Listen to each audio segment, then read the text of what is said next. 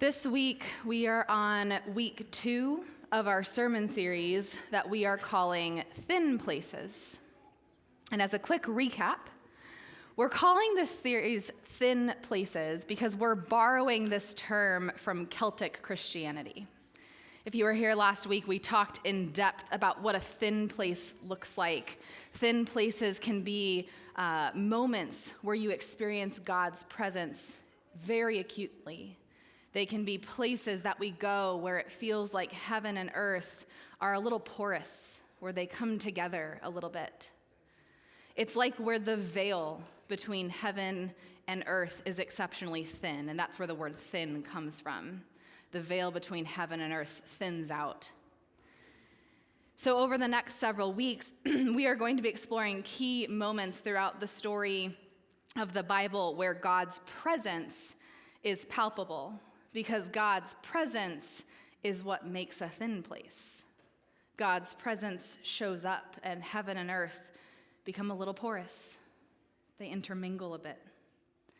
In these stories, God's presence is a key feature. So last week, we looked at God in the Garden of Eden.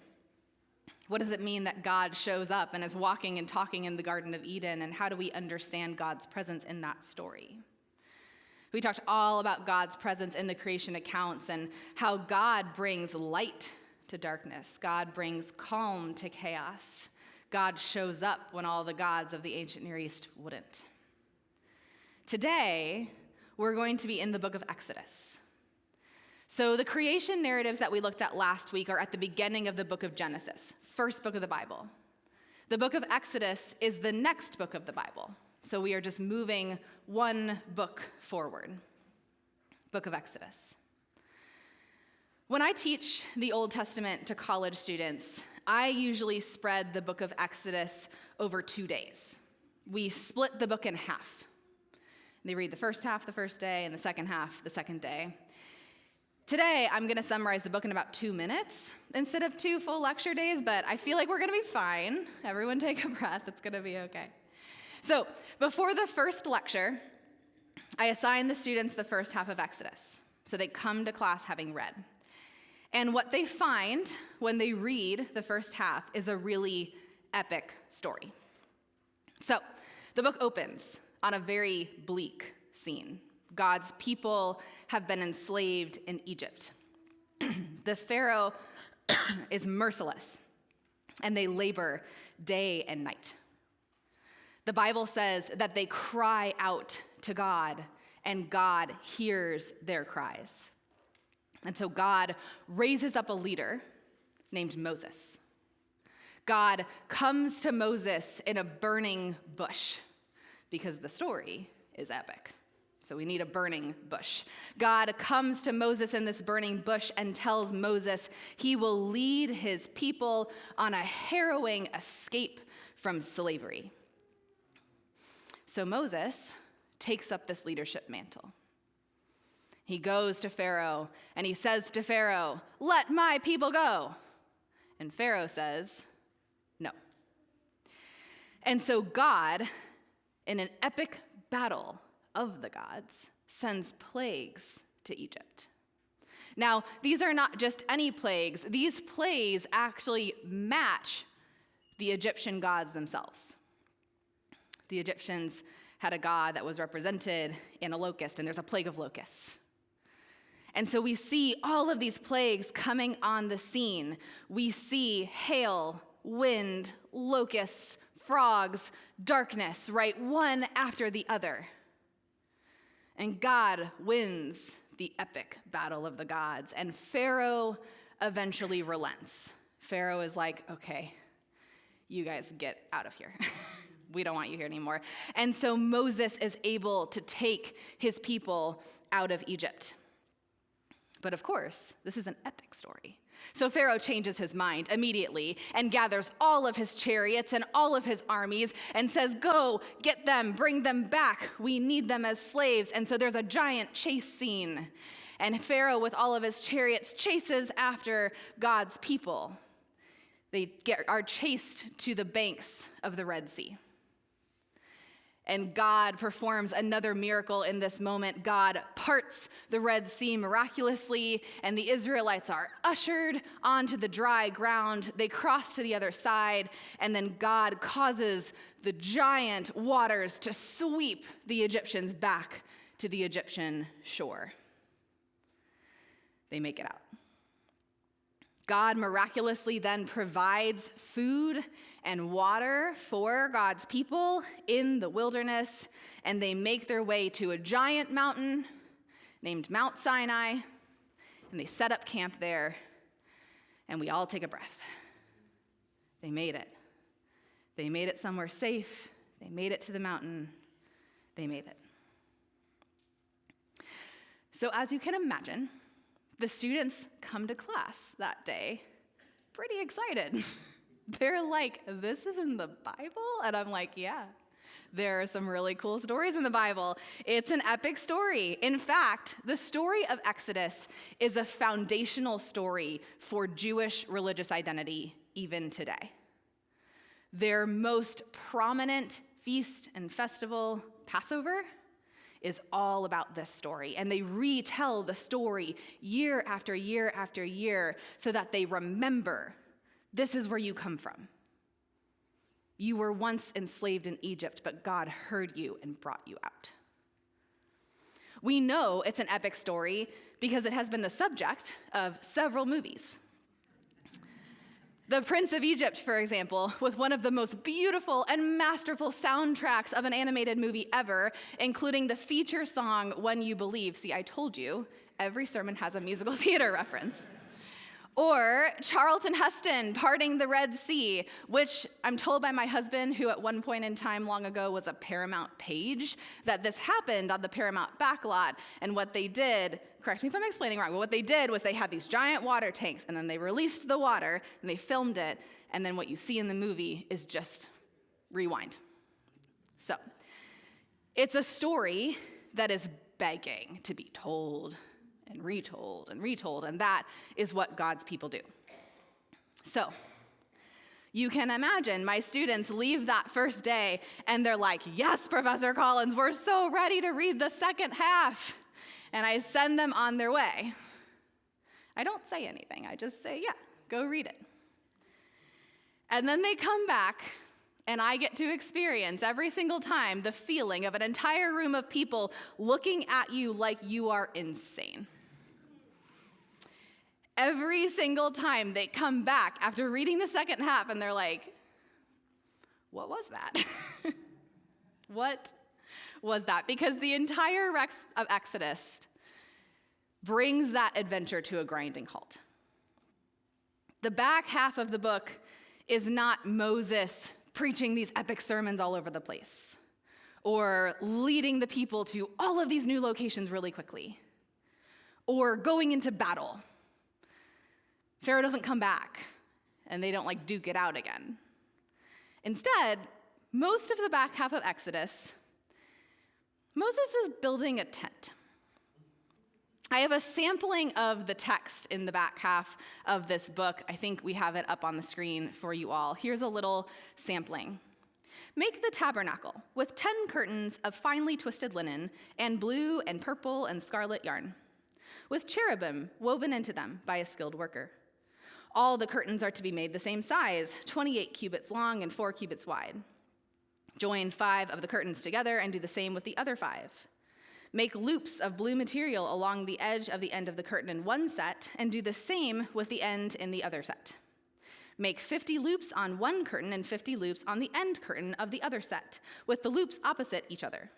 Then make 50 gold clasps and use them to fasten the curtains together so the tabernacle is a unit.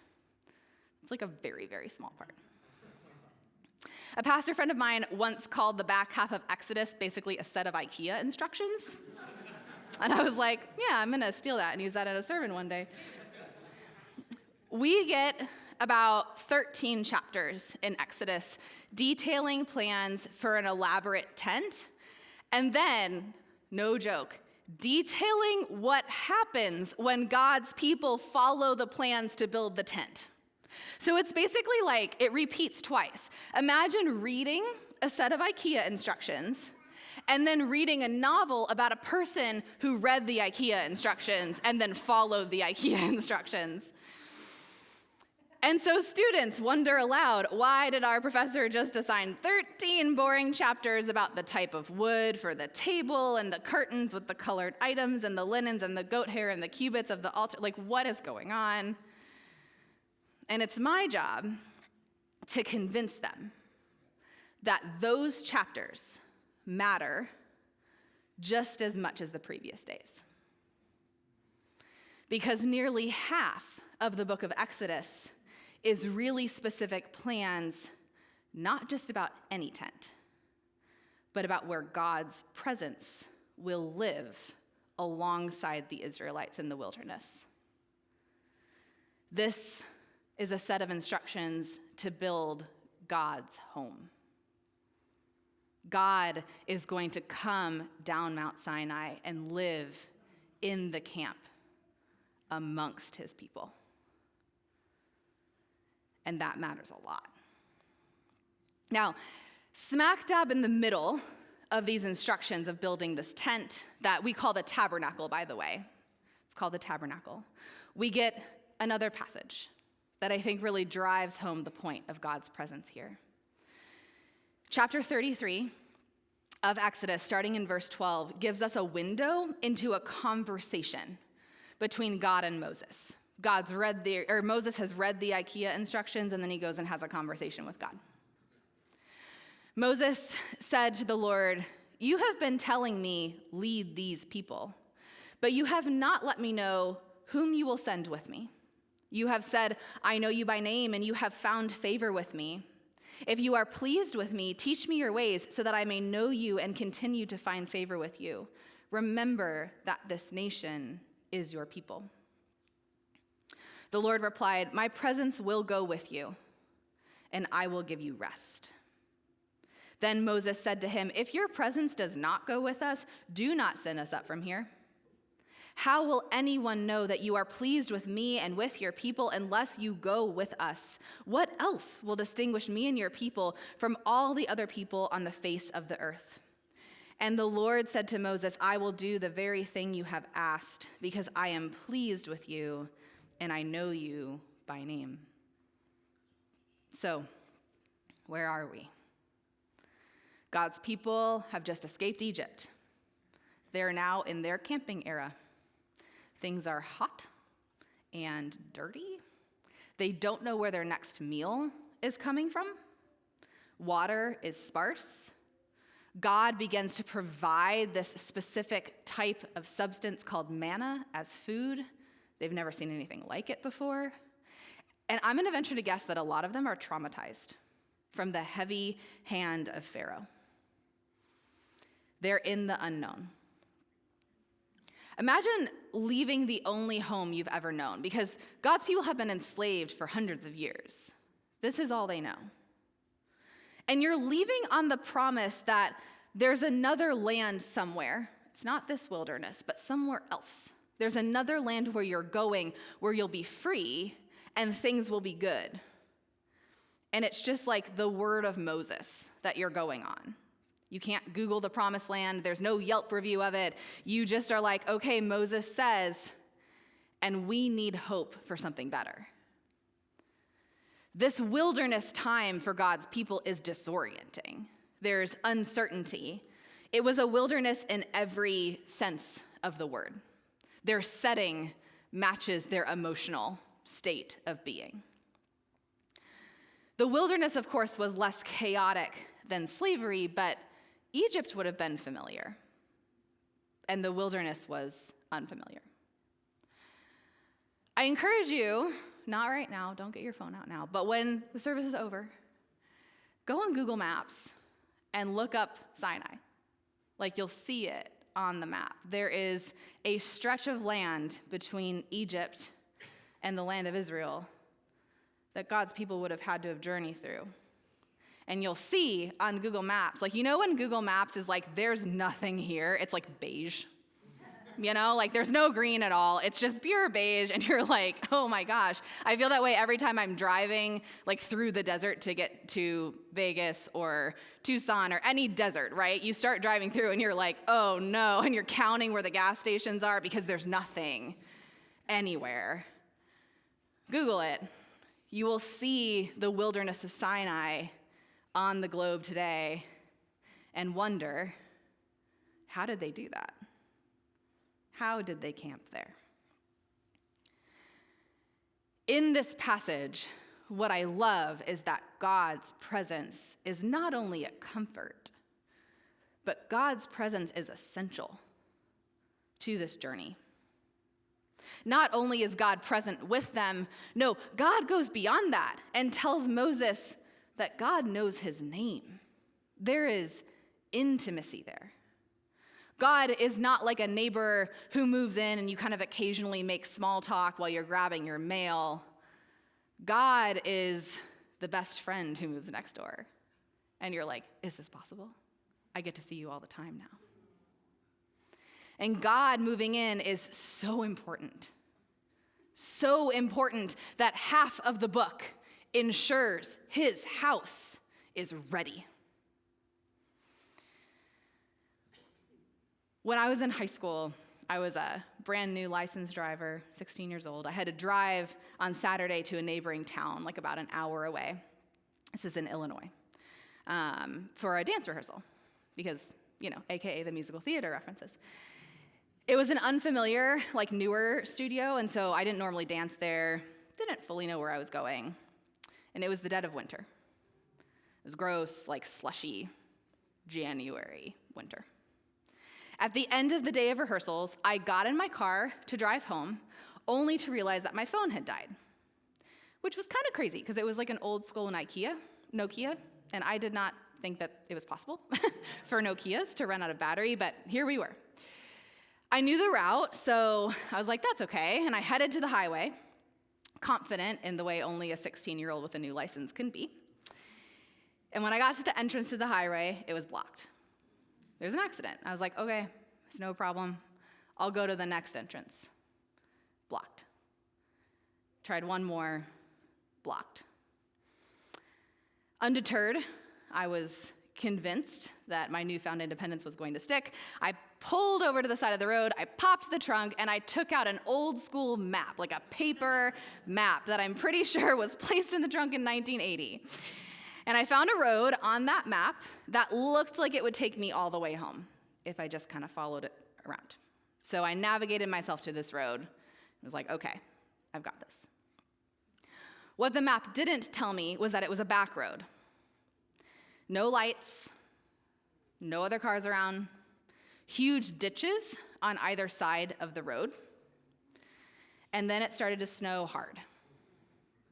And at that point, panic set in. No cell phone, no cars anywhere, no familiar landmarks, heavy snow, ditches on either side of the road. Just me in the car. I was newly Christian back then, and the only thing I could think to do was sing. The radio was completely static, so I couldn't turn on, Taylor Swift. Instead, I sang "Great Is Thy Faithfulness" in the car, just my voice wavering a little bit. And I made it back home safely.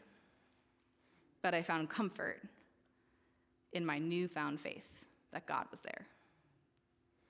I look back on that night and I see a young, scared kid in a type of wilderness, comforted much like Moses is comforted by God's presence. Because when God shows up in uncertainty, it matters. When God is present, it matters. Moses doesn't want to be in the wilderness without God. He doesn't even want to go to the promised land without God, which is a big statement to make because the promised land was everything they were working for. God's presence was everything to him. God's presence is what sets Israel apart from other nations. No other gods live amongst their people in the ancient world. No other gods show up in times of distress, in times of wilderness. No other gods promise to be with their people always. The gods of the other ancient nations and religions were distant, scary, chaotic. If you were here last week, we looked at a creation account from Babylon, the Enuma Elish, and those gods were chaotic. They were scary. And they certainly were not gods you want near you, which is fine because they didn't promise to be near you anyway. This is countercultural.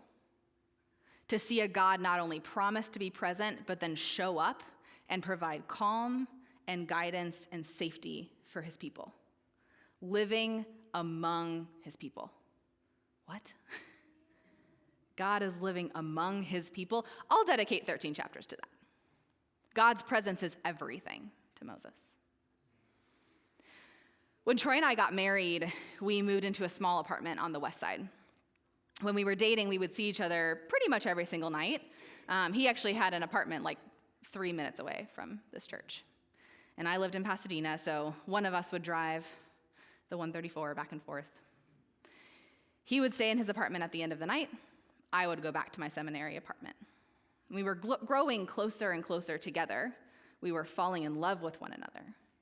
But if he had stayed in this apartment and I had stayed in mine, and we had continued to stay apart, our relationship eventually would have grown stagnant. After we married, it was essential that we move in together, to see each other day in and day out. That's a type of intimacy that can't be matched by fancy dates and nice dinners. That's the type of intimacy that God invites God's people into when God says, here's a set of instructions. Can you build me a house? When the Israelites got to Mount Sinai, God's presence in the form of a cloud rested on the top of the mountain. But God needed to be near God's people day in and day out, especially in the wilderness. Wildernesses are intense. They're scary. There's no direction. God needed to be with God's people. Not only logistically, but God also needed to be with God's people because that's who God is. God's presence is a key feature of this origin story of Israel. God, for the first time since Eden, is permanently living amongst his people again. God is moving in. And then God will lead them through the wilderness into the promised land the whole time. What I love about this conversation between God and Moses is that Moses seeks reassurance that God will stay with them. God has promised Moses that Moses can eventually lead them into the promised land. And Moses is like, yeah, but not without you, God. And then after the conversation ends, next chapter, right back to building the tabernacle. Right back to building God's house. This conversation between God and Moses serves to show us why 13 chapters are dedicated to the tabernacle instructions. Because they need God to show up for them, to move in, to lead them, to be with them in the wilderness. God is steady and there in the middle, in the transition, in the wilderness. So in class, day 2, once we talk through Exodus 33, and we see this conversation between God and Moses, where Moses talks all about God's presence and how important it is, my students start to get it. One student once said, oh, so God's like their friend, even in the Old Testament. And I was like, yeah, same God. God loves God's people. And as we look at these stories all throughout the Bible, that's something that we know, that God is consistent, that God loves and God shows up every single time. And that's a comfort, I hope, to us. Because even though this story happened a long time ago, I think we can still relate to that feeling of wilderness, the essence of wilderness.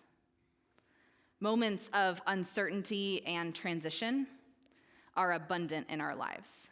Life circumstances throw our routines and familiarity into chaos often. In fact, I would say transition is a feature of being human, not a glitch. It comes again and again and again. Leaving or getting let go in a job, watching your baby head to school for the first time, heading to church and worrying it'll feel dry, like you're going to hear nothing from God, financial uncertainty, even stepping into something new that's exciting. Transitions can feel hard, and wildernesses can feel hard. We live through wildernesses time and time again. Moments of questioning, moments of not knowing where we're going, but knowing we can't go back to where we were. Spiritually, physically, emotionally, relationally, wildernesses pop up all over the place. And the question for us in this sermon series always is, where's God? Where's God in this story? So today it's, where's God in the wilderness? The question that I am asking myself this morning is, do I believe that we serve that same God? Like that student who was like, wait, does God like the people back then too? Like, is God friends with them? Like, do I believe that God is the same God who loves now, who shows up now? The God who told Moses, I know you by name. The God who says, yes, of course I'll go before you into the promised land. The God whose presence in the wilderness is everything to Moses. Do I serve that same God now? And what does that mean in my wilderness? To wrap the book up, we really are going to make it all the way through the book of Exodus today. The last few verses of Exodus say this, and I think we've got it behind us again. Then the cloud covered the tent of meeting. This is, by the way, they finished the instructions, right? It's that moment of satisfaction when you're like, it took me 10 hours, but I built it, right? The cloud covered the tent of meeting, and the glory of the Lord filled the tabernacle. Moses could not enter the tent of meeting because the cloud had settled on it, and the glory of the Lord filled the tabernacle. In all the travels of the Israelites, whenever the cloud lifted from above the tabernacle, they would set out. But if the cloud did not lift, they did not set out until the day it lifted. So the cloud of the Lord was over the tabernacle by day, and the fire was in the cloud by night, in the sight of all the Israelites during all their travels. These are the last verses of Exodus, and they tell us what the rest of the wilderness wanderings are going to be like. In all of their travels, when the Israelites leave Mount Sinai, when the cloud lifts, that's when they know to follow it. God really is like your friend in the passenger seat in charge of the GPS.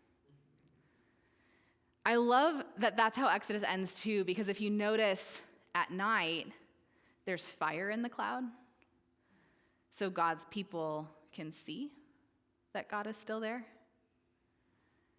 They're comforted by God's presence. It's like God's like, if you wake up at night, know I'm still there. After the story of Adam and Eve getting kicked out of the garden, you wouldn't expect God's presence to be such a key feature of these stories. But here in the very next book of the Bible, God is physically present, guiding them and living among them. In this story, we find a God who is present in the wilderness. And we find a leader who knows that God's presence matters to their identity and to their survival. I find comfort knowing God's presence is a feature of the foundational story of God's people, that God's home is meticulously planned and built so that God could be with them like a biblical set of IKEA instructions. I find it comforting that this is there. So the next time you need comfort in God's presence, it would make sense if you started reciting, make the tabernacle with 10 curtains of finely twisted linen and blue. In the same way that you might recite Psalm 23, the Lord is my shepherd. The tabernacle is a sign. It's a sign to us that God, who is the same yesterday, today, and forever, is with his people and that he is with us. And so my invitation this morning is that if you are in a transition or even a wilderness, to pray as Moses prayed, God, please be present and go before me because your presence matters to me. Amen?